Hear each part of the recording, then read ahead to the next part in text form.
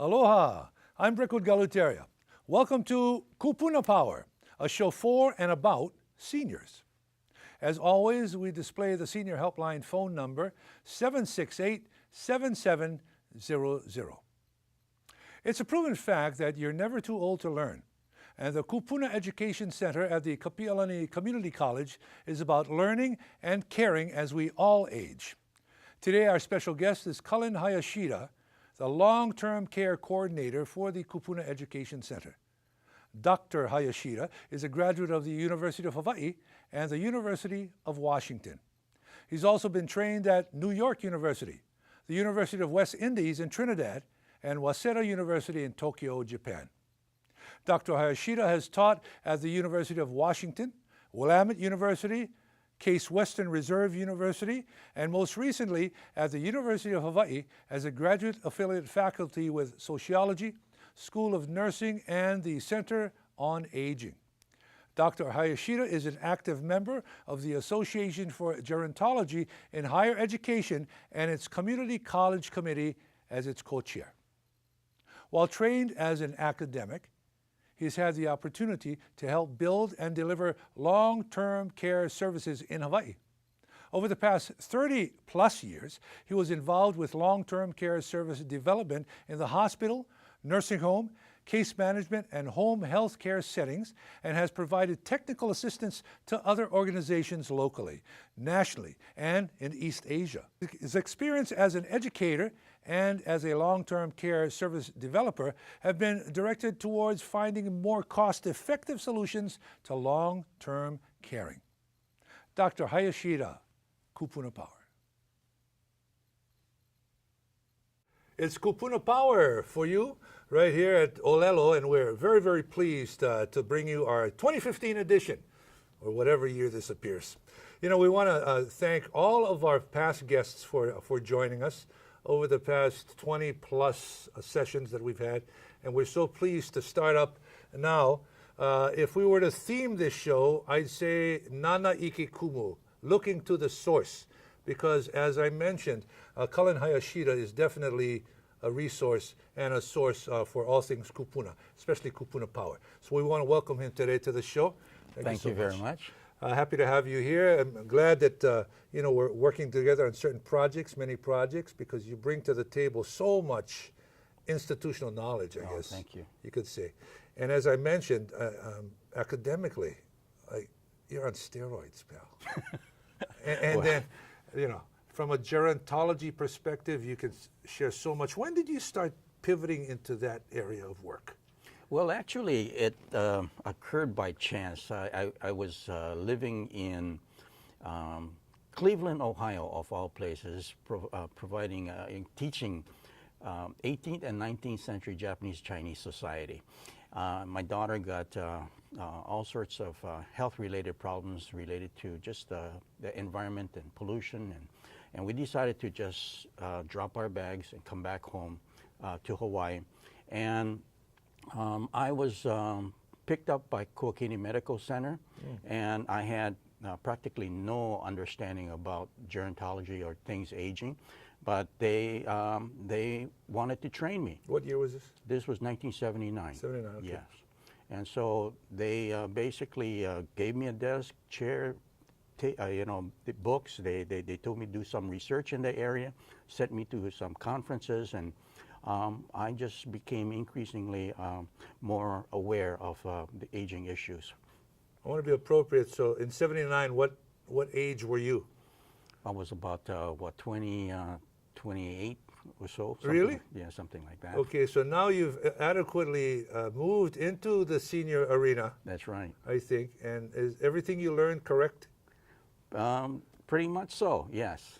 So I've sort of just increased my awareness. First, of course, my work at Kuakini was related to the fact that we were having so many patients coming into the hospitals, but no place in the community to go to. So there was this backlog, what it's called waitlisted patients in hospitals that did no longer belong there. What was the illness? What was their situation? Well, there were patients that coming in for acute care problems, like, you know, heart attack, or maybe for osteoporosis or some kind of need that hospitals can resolve, and then at some point they're rehabilitated to the point where hospital care is inappropriate. It's nursing home care that's appropriate, but there weren't enough nursing home beds, and so they continued to stay in the hospital and kept backing up into the hospital to the point where the hospital was having difficulty admitting appropriate acute care patients. So I came in and we started working with the community to try to figure out ways in which we could build a better long-term care delivery system. So that was my job. So you created a programming mechanism. Correct. Correct. To go out into the community and assist in senior centers? Senior centers, part of the challenge was to try to create some additional type of aging services within the community, within the hospital. Give us an example of what we're looking at today. We started, when I came in, there was a nursing home, a small nursing home bed with a wing within the hospital, but they created this entire building called Hale Pula Mama, House of Cherishing Care, multi-level, 10-story. So we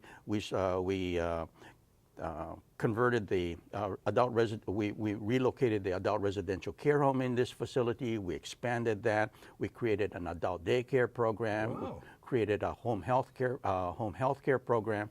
We created several new levels of nursing home care, which was more custodial.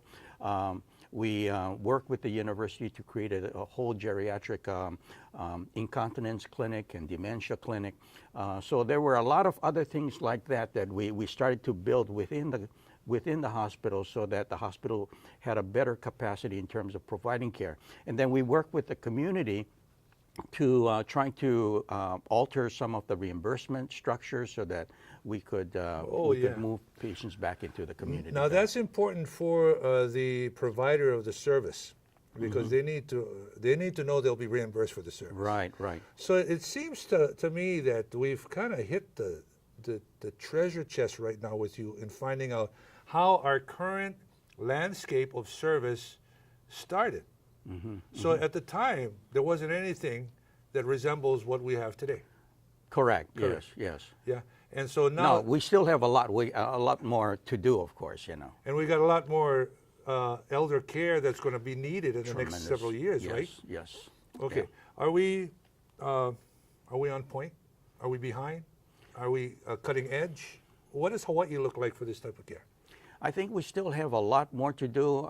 We were perhaps closer to on point maybe about a decade ago. I think we've lost some grounds. In what areas?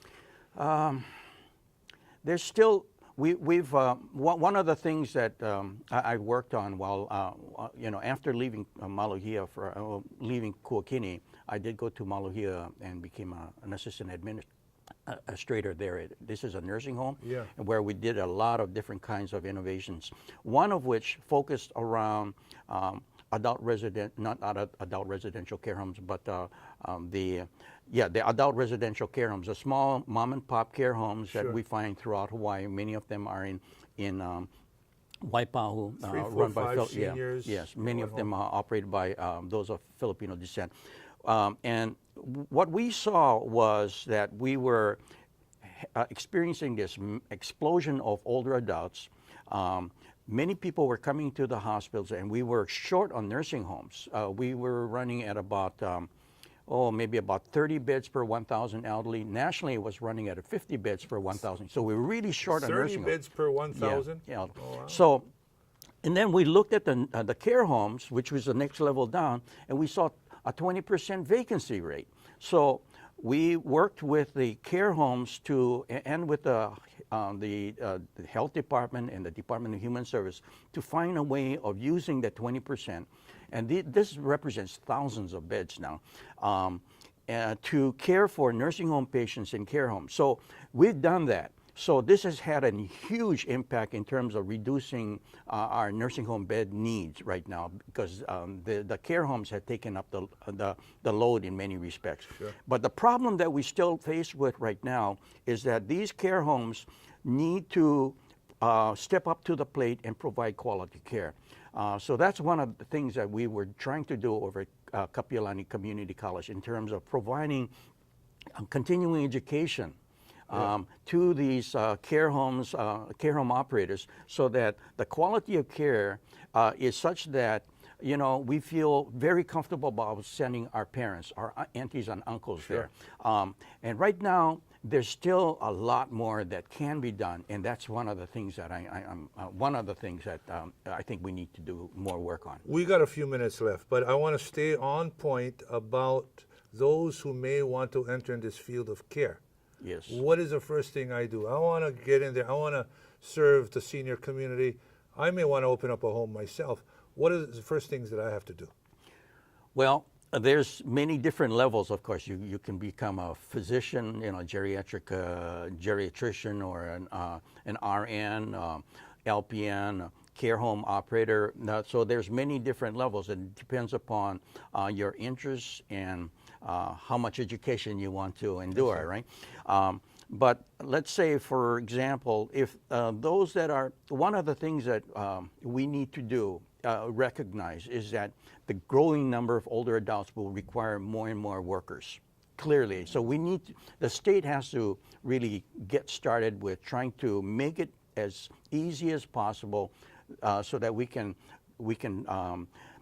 generate as many healthcare workers as possible for the elder care needs of the future. And if we were to look at that particular issue, and I think that this is more important than financing or services. Okay, workforce development is clearly, as far as I'm concerned, the most important. So we gotta create opportunities for the kids to be able to come in and get jobs. What we did at the college was to create jobs at the most entry level, and we created it in an articulated way so that you can start at the very bottom with 25 hours, move on to another 25 hours, become a personal care assistant, another 50 hours, become a home care assistant, pick up some skills in Alzheimer's disease. But these have all been with non-credit courses. Yeah. One of the things that we've got to do is somehow find a way of converting the non-credit into credit, so that kids that start at the very bottom have hope and move on. And we can take advantage of all of the potential of the community, and so that those that really want to become an RN or to become a physician can recognize that all the skills and experiences that they picked up as non-credit classes can result in a professional development and a benefit to the community. Yeah. So we got a lot of work in that area that has to be done. And maybe a bigger paycheck for them too. Absolutely. So it becomes a qualified career move. It becomes a livable wage. Yeah, a livable wage. Yeah. Well, that's very, very interesting, because we talk about the services, but rarely do we talk about how you become certified to provide the service. Right, right. And this is really important. Yeah. So our conversation, I think, hopefully, this conversation here at Kupuna Power will take it for those who really want to be a part of this industry. So shall we call it an industry? Would seek more information about it. Where can one get information? If I wanted to go into can I call KCC? Can I call the Kupuna Education Center? What should I do? Well, I think you can call KCC. The Kupuna Education Center right now is going through some transition, but I think minimally you can check with I think the ADRC four letters, Aging Disability Resource Center. Sure. That every county has such a location, and it's like a one-stop shop for any kind of information that you would need about things related to aging. Mm-hmm. So if you were to go onto the website and look at adrchawaii.org, ORG, you will find that every county, so there's one for Oahu, Maui, Kauai, Hawaii, and then you can find a phone number and ask them for directions, because their job is to be a one-stop shop and then direct people for the kinds of information that they're seeking. I think that's really interesting and important to note that that number is not only for seniors. Now, what you've done is you've pivoted to an entirely new area, which would be the caregiver or the service provider. Right. And for those who really want to be a part of this community. in terms of service. Now, we also put out a senior helpline phone number at the beginning, and we'll put it at the end and throughout this Kupuna Power, 768-7700, and of course, ADRC. So we want to encourage those of you who would seek to become a part of the help and a part of the solution, because the silver tsunami is definitely it's here. It's here already. It's here already. And he's here already. And we want to thank Dr. Cullen Hayashida for joining us. He is with the Kupuna Education Center, the KCC, the Kapi'olani Community College, the long-term care coordinator. But we look towards working with him and seeking his expertise. Also, if you're an Olelo watcher, Kupuna Connections, he's been doing that for the last 150 years right here at Olelo. But thanks a lot for joining us here today. Thank you. I mean, your expertise is always welcome, and we say aloha no to you. Aloha. Aloha. Kupuna Power.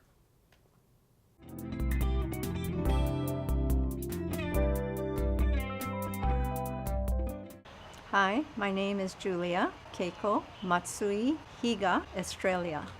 And this morning I had the opportunity to present my new book. It's titled Being Local in Hawaii, Talking Story with Julia of Wahiawa. Well, ever since I was a child, I loved books. And I went to the Wahiawa Library almost every day in the summer. And I think I practically read every book in the children's section. And I wanted to be a writer, but somehow I put it on the back burner because I thought it was too daunting a task. You know, you have to do so much to be a writer. So I gave up on that dream until about a year ago. I went to a school in Maine. All the classes I asked for were canceled, and the only class they allowed me to take was one called Spirit of Children, and it concentrated on creativity. So I was asked to bring something creative with me to the class, and I brought one chapter that I'd written many years ago about my sister and me. And so I brought that chapter and basically introduced it to a group of about 30 people in Maine, in Elliott, Maine. And after the talk, someone came up to me and said, "Julia, you need to write your book." I was born on December 26, 1940, and my mother was a picture bride.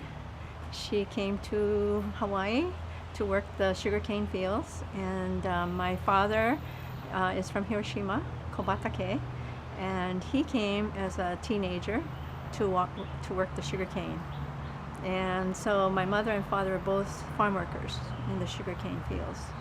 So my upbringing in Wahiawa was very interesting because it's pineapple country, and they came out of sugarcane and we moved to pineapple country, and my mother worked in the fields of the pineapple, and my father tried to get out of the hot sun, so he ended up being a janitor at the Wahiawa Elementary School, and they never spoke any English to the day they died, so I had to learn Japanese, and I had to be the one to do their income tax for them.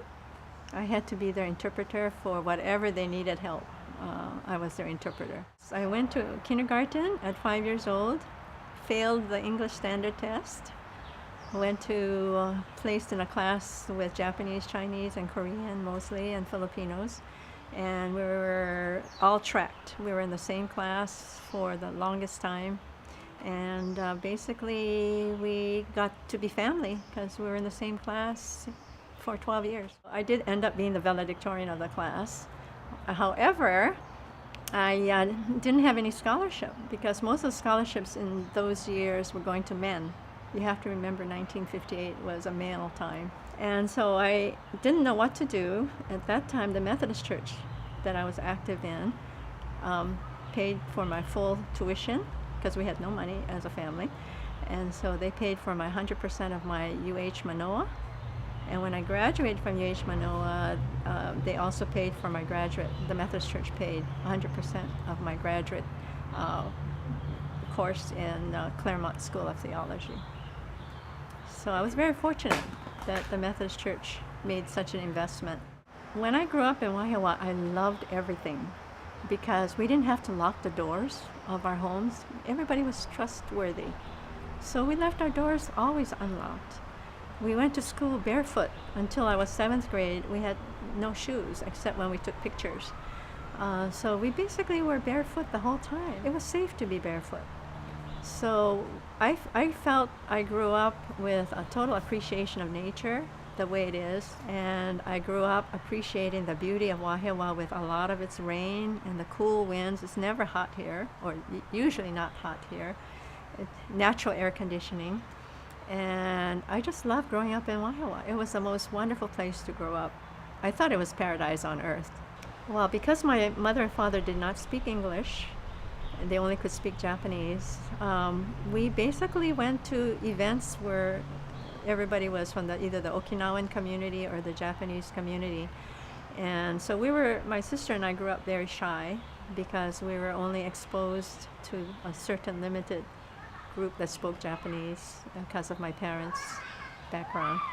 But fortunately, the Methodist Church again, when I was in 6th grade and extremely shy, they had a Japanese American woman named Dorothy Ichinaga, and she was a totally different kind of Nisei.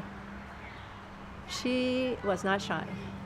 She was just bubbling, she talkative, taught us songs, taught us how to get out of our shy shell. She was so needed when I was in 6th grade. When I graduated from Claremont, I was offered a job at the Oakland United Methodist Church as a director of Christian education, full-time. And I found out later on that the reason they hired me, and I learned a lot about racism, was because they wanted to hire someone of color, but they were afraid to hire an African American person. And me, being an Asian American, a person of color, but I learned through that experience that even though I didn't understand racism in terms of the mainland, that fortunately someone told me why I was hired, and it opened my eyes. When I moved to Claremont School of Theology, I was not prepared for mainland culture. When I graduated, my professor said to me, "You're getting all these offers from Japanese American churches." And he said, "I didn't even think of you as Japanese American." And at that time, I thought it was a compliment.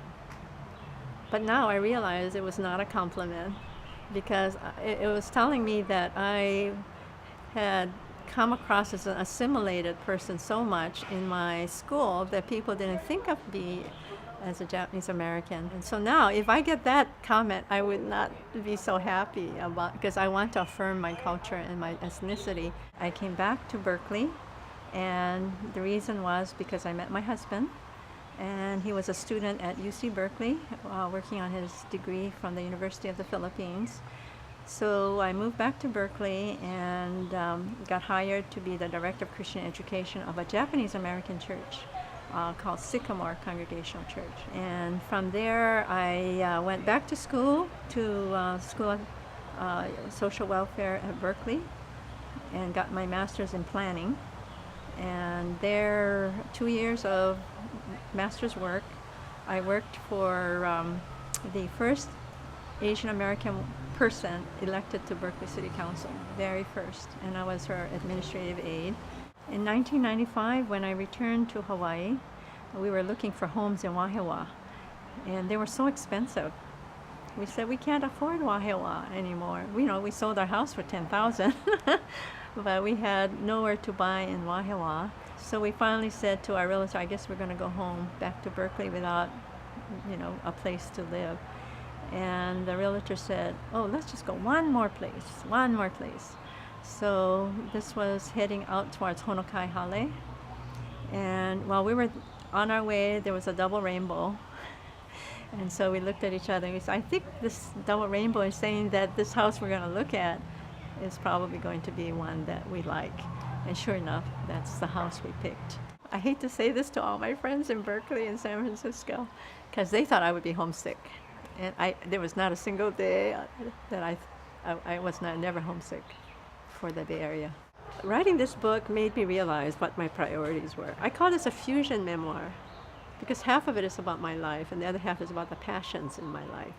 I was arrested 3 times in civil disobedience. I call it civil obedience. But one was for Nelson Mandela's call to divest from South Africa. The second time was at the Star Wars missile site on Kauai. We participated, some of us from the church participated in that because the Native Hawaiians, Kanaka Maoli, asked the clergy and their supporters to demonstrate. And all we were asking for was to get on the land to where the ancestors were buried to hold a worship service, and they would not allow that. So we were invited to participate and go onto the Kauai missile range site. There were about 12 or 13 of us who got arrested on the missile site. And so they decided to turn us over to the civilian authorities, Lihue. And the whole hour that we were on the bus, we were singing, laughing, joking. We had a wonderful party. I thought I was in heaven, actually, because we were singing and having so much fun on this bus. Then when we got to Lihue, we disembarked, and the policemen there were young Sansei, Japanese American, and they looked at us and took out their ticket book, and they would ask us questions. We thought of good humor answers, and the Sansei officers, they just wrote down our answers, tore it off. Okay, here's your ticket. And off we went. And the third was with the homeless. And that was scary because I was actually put in a cell. That was a scary one. So somehow, I think must have inherited a few genes from somewhere in Okinawa or Hiroshima, which is a warrior type of gene, where if I see something unfair, I can't stand it. So I'll have a temper tantrum as a 5-year-old. And the way I have a temper tantrum as an adult is to get arrested. Well, there you have it. Mahalo to Dr. Cullen Hayashida for his valuable insights into kupuna learning and caring as we all age. That's true kupuna power, and we hope you found yours here today. I'm Brickwood Galateria. Join me next week for another episode of Kupuna Power. Aloha.